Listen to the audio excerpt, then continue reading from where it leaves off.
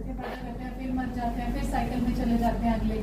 तो जानवरों के जीवन में और हमारे जीवन में क्या फर्क है कि परमात्मा ने हमें बहुत सर्वश्रेष्ठ बुद्धि दी है, मन दिया है, और हम इस धरती पर परमात्मा की सबसे सुंदर रचना है, सबसे सुंदर रचना है हम आत्माएं परमात्मा की। तो इसीलिए अब इस अंतिम जन्म में हमें अपने आप को खोजना है और उस प्यारे पिता को खोजना है। यही मैसेज लेकर हम आपके पास आए हैं। इससे पहले हम पिंगलवाड़े में थी, तो पिंगलवाड़े में मैं कभी गई नहीं, मेरा इतना एक्सपीरियंस नहीं। वैसे अनाथ आश्रम में हम सब जगह जाते हैं, मतलब ऐसे नहीं है कि हम स्पेशल लोगों को राखी बांधते हैं। राखी बांधना तो एक बहाना है, क्योंकि इस बहाने से मैं आपसे मिल रही हूँ और आप मुझे मिल रहे हो, नहीं तो हम कभी मिले, हम कभी भी नहीं मिलते एक दूसरे को ऐसे, है ना। या फिर कभी हमारा मन बहुत अशांत या परेशान हो तो कभी हम मंदिर गुरुद्वारे आश्रम जाएंगे मन की शांति के लिए, नहीं तो हम सारा दिन यही कहते हैं मैं बहुत बिजी हूँ, मेरे पास टाइम नहीं है, मेरे पास तो मरने का भी टाइम नहीं है। आज हमारे पास टाइम की बड़ी शॉर्टेज आ गई है। तो मैं आपको बता रही थी कि मैं पिंगलवाड़े में थी, वहां पर भी मनुष्य थे और हम सब भी मनुष्य बैठे हुए हैं, लेकिन वो सारी मनुष्य आत्माएं मेंटली रिटार्डेड थी।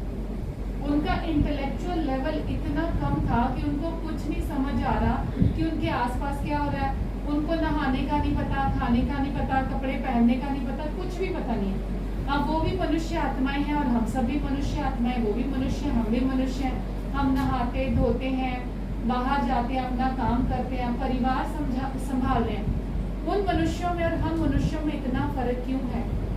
तो परमात्मा हम सब आत्माओं को कर्मों की गुह्य गति समझाते हैं कि जो भी हम जन्म लेते हैं, जिस घर में मुझे जन्म मिल रहा है, अच्छा शरीर मिल रहा है, अच्छे माता पिता मिल रहे हैं, एजुकेशन मिल रही है, बिजनेस मिल रहा है, अच्छा परिवार मिल रहा है, ये सारे मेरे पास जन्मों के पुण्य कर्मों का फल है।